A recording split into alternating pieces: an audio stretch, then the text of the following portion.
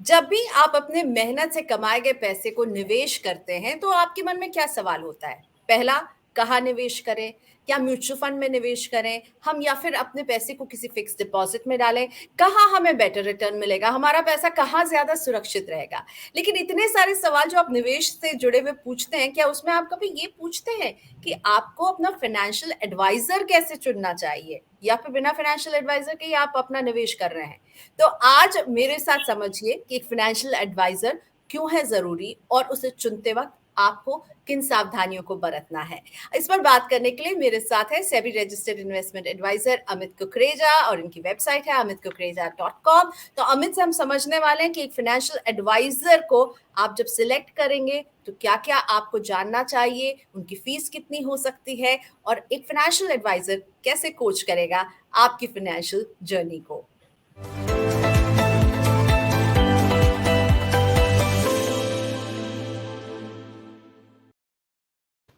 Thank you so much Amit, आपने मेरे master class के लिए वक्त निकाला। एक फाइनेंशियल एडवाइजर बहुत जरूरी है, लेकिन कई बार लोगों को लगता है कि क्यों जरूरी है, मुझे क्यों चाहिए फाइनेंशियल एडवाइजर, मैं खुद करूंगा, एक एडिशनल हेल्प की क्या जरूरत है। इतने सारे अब मैटर, इतना सब कुछ अवेलेबल है, इतने सारे वीडियोस बन रहे हैं, इतने सारे टीवी चैनल्स हैं, आप गूगल में जाइए, टाइप कीजिए, सब कुछ मिल जाता है।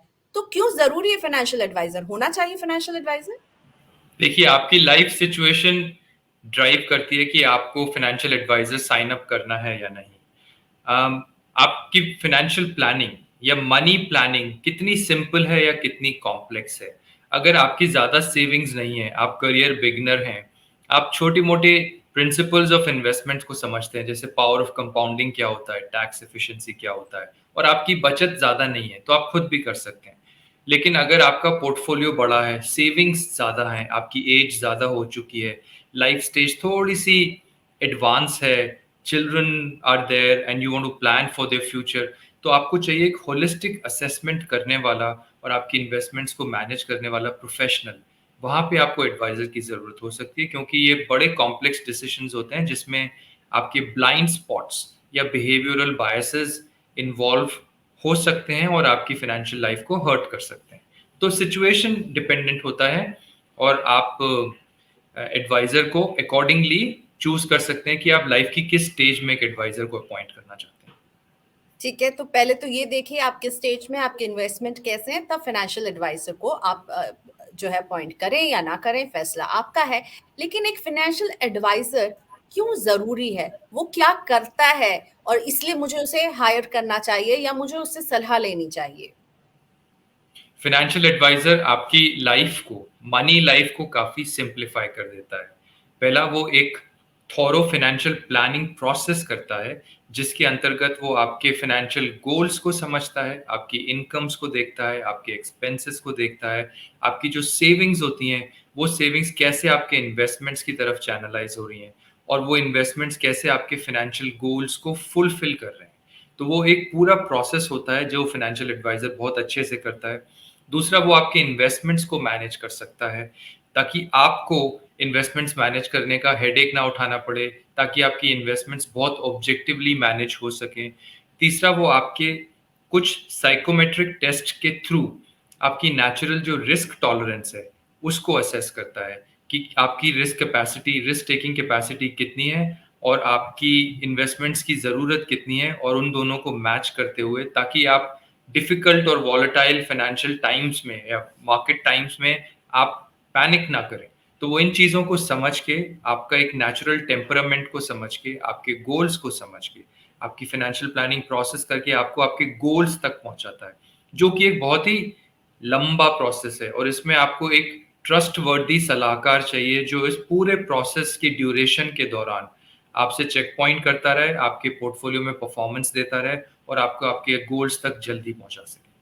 ठीक है, तो वो एक गाइड रहेगा जो मेरे इन्वेस्टमेंट को देखेगा। तो एक फाइनेंशियल एडवाइज़र मुझे क्या-क्या सर्विसेज़ देगा और मैं कैसे आइडेंटिफ़ाई करूँ कि मेरे लिए कौन-सा फाइनेंशियल एडवाइज़र सही है? आपने कहा कि आप बिगिनर हैं, बहुत कम निवेश करना तो ज़रूरत नहीं है, पर अगर आप बहुत लंबी प्लानिंग कर रहे हैं और आप एक अब उम्र के पायदान में हैं, करियर के एक पॉइंट में हैं, जब आपको बहुत सीरियस प्लानिंग करनी है, मैं कैसे पहचानूँ मुझे क्या-क्या सर्विस लेनी चाहिए? और आपने जो-जो सर्विसेज़ बताई हैं, वो मुझे लगता है कि मेरे लिए बहुत एक्सपेंसिव हो जाएँगी। हुँ। देखिए आपके पास आपकी लाइफ स्टेज बताएगी कि आपको क्या सर्विस चाहिए। अगर आप करियर के शुरुआत में हैं, तो आपको शायद अपनी सेविंग्स को इन्वेस्टमेंट्स की तरफ लेके जाना है और आपकी सेविंग्स अगर ज़्यादा नहीं है, तो आपको बस ये समझना है कि आपके जो इन्वेस्टमेंट्स के गोल्स हैं, वो कितना दूर हैं। अगर वो विदिन 3 इयर्स हैं, जैसे नॉर्मली करियर बिगिनर्स के गोल्स होते हैं, to buy a car, to get married, to travel, तो उन गोल्स के साथ आप ज़्यादा रिस्की इन्वेस्टमेंट्स वैसे भी नहीं कर सकते। तो आप वो फिक्स्ड डिपॉज़िट्स में रख सकते हैं, रिकरिंग डिपॉज़िट्स में रख सकते हैं, डेट फंड्स में रख सकते हैं, अगर आपको समझ है डेट फंड्स की। लेकिन अगर आपको लगता है कि आपके कुछ अच्छे 3-4 वेल डिफाइंड गोल्स हैं और आप खुद इन्वेस्टमेंट्स इंडस्ट्री से वाकिफ़ हैं या इन्वेस्टमेंट्स टर्मिनोलॉजी से वाकिफ़ हैं, तो आप इन्वेस्टमेंट एडवाइज़र को हायर कर सकते हैं और उसके साथ पूरा प्लानिंग प्रोसेस कर सकते हैं, या फिर आप किसी म्यूचुअल फंड डिस्ट्रीब्यूटर के साथ अपने 2-3 गोल्स बता के उनके थ्रू आप म्यूचुअल फंड्स परचेज़ कर सकते हैं, जिसका फ़ी कॉस्ट आपको नहीं आता है, लेकिन वो इनडायरेक्टली आता है। तो आपको ये समझना है कि कितनी कॉम्प्लेक्स आपकी स्टेज है और क्या आपकी स्पेसिफिक रिक्वायरमेंट्स है और वो रिक्वायरमेंट्स कैसे फुलफिल की जा सकती हैं, उसका कॉस्ट क्या है। अकॉर्डिंगली आप डिसीजन ले सकते हैं कि आपको क्या सूट करेगा।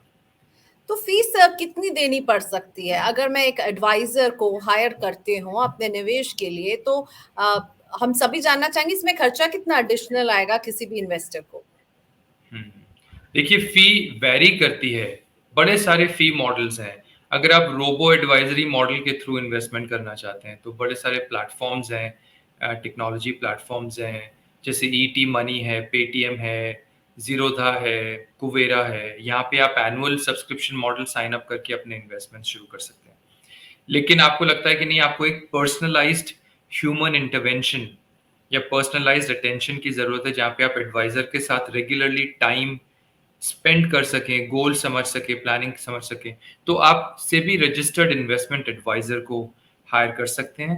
उनका मैंडेट बहुत सिंपल है। इन फिड्यूशियरी कैपेसिटी उनका मैंडेट ये होता है कि क्लाइंट के बेस्ट इंटरेस्ट में एक्ट किया जाए और उनको उनकी मंज़िल तक पहुँचाया जाए।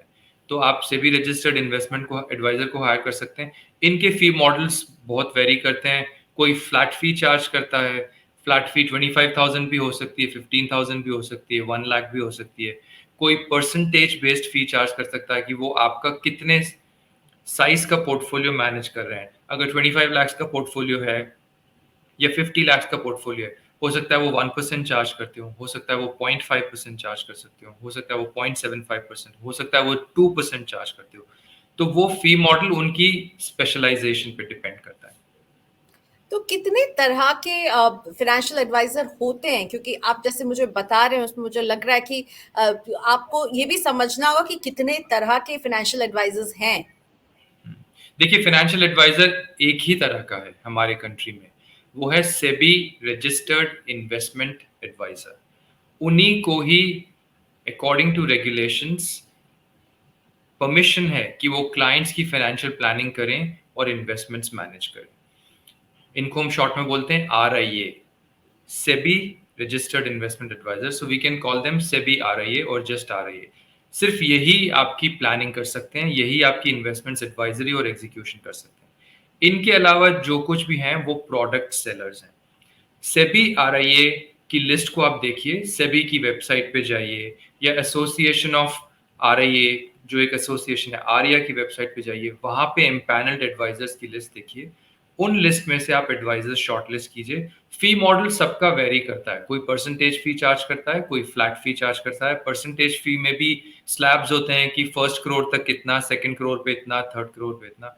तो वो आपकी खुद की ड्यू डिलिजेंस पे डिपेंड करता है कि आपको कौन सा फी मॉडल सूट करता है, लेकिन एडवाइजर सिर्फ एक ही है, सेबी आ रही है। यानी अमित एक तरह से आप ये कह रहे हैं कि आपको बहुत आस-पास अपने एडवाइज़र्स मिलेंगे जो कि क्लेम कर रहे हैं कि वो एडवाइज़र हैं और उनको चेक करने का ये तरीका है कि आप सेबी की वेबसाइट में जाकर चेक करें? Spot on. अगर कोई आपको बोल रहा है कि वो फाइनेंशियल एडवाइजर है, तो आपका क्वेश्चन उनसे ये होना चाहिए, क्या आप सेबी रजिस्टर्ड एडवाइजर हैं? और अगर हाँ, तो आपका रजिस्ट्रेशन नंबर क्या है?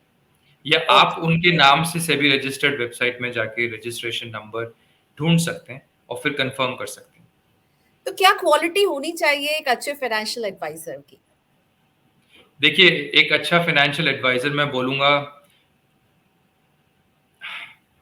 पेशेंट भी होता है और शार्प भी होता है, क्योंकि उसको दोनों चीज़ों से काम संभालना होता है, जिसको हम आईक्यू और ईक्यू बोलते हैं। आईक्यू इसलिए क्योंकि उसमें स्मार्टनेस होनी चाहिए पोर्टफोलियो मैनेज करने की, उसमें इनसाइट और नॉलेज होने चाहिए कि मार्केट्स कैसे चेंज हो रहे हैं, पोर्टफोलियो में कैसे चेंजेस करने हैं। और ईक्यू इसलिए कि उनमें पेशेंस होना चाहिए, क्योंकि उन्हीं का पेशेंस क्लाइंट के पेशेंस में ट्रांसफ़र होगा और क्लाइंट्स फिर अकॉर्डिंगली वॉलेटाइल मार्केट टाइम्स में विद पेशेंस बिहेव करेंगे और एडवाइजर अकॉर्डिंगली उनको हैंड होल्ड करता हुआ उनके उनकी मंजिल तक लेके जाएगा। तो अच्छा, शॉर्ट में तो मैं यही बोलूँगा कि a good balance of EQ and IQ is an important thing in a financial advisor. Right. अब एक मुझे ये पूछना है कि जो इन्वेस्टर होते हैं उन्हें ये लगता है कई लोगों को कि जो फाइनेंशियल एडवाइजर हैं वो उनको जो है म्यूचुअल फंड कंपनियों से कुछ कट मिलता है या फिर कुछ कमीशन मिलता है और उनकी फीस वहीं से आती है, या फिर ये दो तरह के अलग होते हैं, एक जो कि कंपनियों की से फीस भी लेते हैं और लोगों से भी फीस लेते हैं। ये थोड़ा सा फीस स्ट्रक्चर के बारे में क्लैरिटी दीजिए। वो कौन है जिन्हें कंपनियां पे करती हैं क्या, और वो कंपनियों से पैसे लेते हैं और वो क्या फिर इन्वेस्टर से भी पैसे लेते हैं? देखिए, ये वाली प्रैक्टिस तो अब बंद हो चुकी है। जो सेबी रजिस्टर्ड इन्वेस्टमेंट एडवाइजर हैं, उसके गाइडलाइंस बहुत क्लियरली रोल्ड आउट हैं कि आप क्लाइंट से फी नहीं चार्ज कर सकते अगर आपको प्रोडक्ट मैन्युफैक्चरर से कमीशन मिल रहा है। ओके। अगर आप प्रोडक्ट मैन्युफैक्चरर से अर्न कर रहे हैं, तो आप प्रोडक्ट मैन्युफैक्चरर से ही अर्न कर सकते हैं, क्लाइंट से नहीं अर्न कर सकते। और अगर आप क्लाइंट से अर्न कर रहे हैं, तो आप क्लाइंट के पोर्टफोलियो में कोई ऐसा प्रोडक्ट नहीं डाल सकते, जहाँ पे आपको कमीशन मिल रहा है उसके मैन्युफैक्चरर से। तो ये गाइडलाइंस तो बहुत सिंपल है।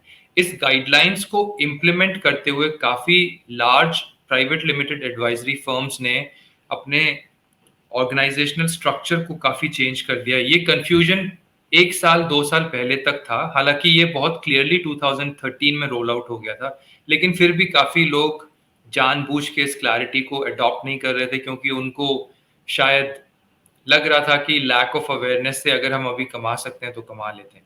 लेकिन अब तो बिल्कुल ब्लैक एंड व्हाइट कर दिया गया है, तो आप क्लाइंट से एडवाइस देके ही कमा सकते हैं। Without giving advice you cannot earn from the client. And if you're okay. earning from the product manufacturer, then you have to clearly tell him this is the product and this is what is being given to you. And not, you cannot advise them. Product manufacturer cannot advise the client. ठीक है, और ये इतने सारे app और investment advisory की websites जो है Hmm. बहुत सारी खुल गई हैं, जो आप ऐप डाउनलोड करें वो आपको एडवाइस करती हैं, वो किस कैटेगरी में आएंगे? वो रोबो एडवाइजरी हैं, वो आपने शुरुआत में टच किया था इस पार्ट को, लेकिन वो हाँ, किस कैटेगरी में आएंगे? वो उनकी उनको अर्निंग मैं कहाँ से होती है? करेक्ट। तो उनको मैं रोबो एडवाइजरी मॉडल में ही मानता हूँ। वो टेक्निकल प्लेटफॉर्म्स हैं जो आपको इन्वेस्टमेंट्स में हेल्प करते हैं, एग्जीक्यूशन में हेल्प करते हैं, ताकि आपको फंड हाउसेस में जाके paper work, physical paper work ना करना पड़े, वो ऑनलाइन ही कर देते हैं। वो कैसे कमाते हैं? बहुत अच्छा सवाल। या तो वो एनुअल सब्सक्रिप्शन से कमाते हैं, वो बहुत ही low cost annual subscription fee charge करते हैं, या वो आपको कुछ भी फी नहीं चार्ज करते। उनका ऐप इतना ज़्यादा बिजी और पॉपुलर ऐप है कि उनको ट्रांजैक्शन वैल्यू बनाने के लिए फ्री सब्सक्रिप्शन एक बहुत ही अट्रैक्टिव पॉइंट होता है, जिससे उनकी मार्केट वैल्यूएशन बढ़ जाती है कि इस ऐप में इतने हज़ारों करोड़ के ट्रांजैक्शन होते हैं। ये company through this app they transact worth 500 crores of mutual funds or 200 crores of mutual funds। तो उसका उनको एक अलग ही एडवांटेज मिलता है, जो फाइनेंशियल एडवांटेज में भी कन्वर्ट हो सकता है, जो एक मार्केटिंग एडवांटेज में भी कन्वर्ट हो सकता है, जो उनकी फ्यूचर में कभी उनको अगर वो ऐप या कोई वो सोल्यूशन सेल करना हो, तो वो उसकी जो भी सेल परचेज की जो वैल्यू होती है बिजनेस की, उस बिजनेस वैल्यूएशन में भी हेल्प करता यानी एक सब्सक्राइबर बेस जो है वो उनको एक स्ट्रांग चाहिए होता है कि है। ज्यादा करेक्ट। लोग उसमें ट्रांजैक्ट कर रहे हैं। Okay correct. Amit, my last question, आप एक इन्वेस्टर को क्या कहेंगे? वो जब एक फाइनेंशियल एडवाइजर को तय करें तो कैसे उन्हें देखें? एक तो सेबी की वेबसाइट पर जाए, इसके अलावा कौन-सी वो क्वालिटी जो एक इन्वेस्टर को देखनी चाहिए एक फाइनेंशियल एडवाइजर में?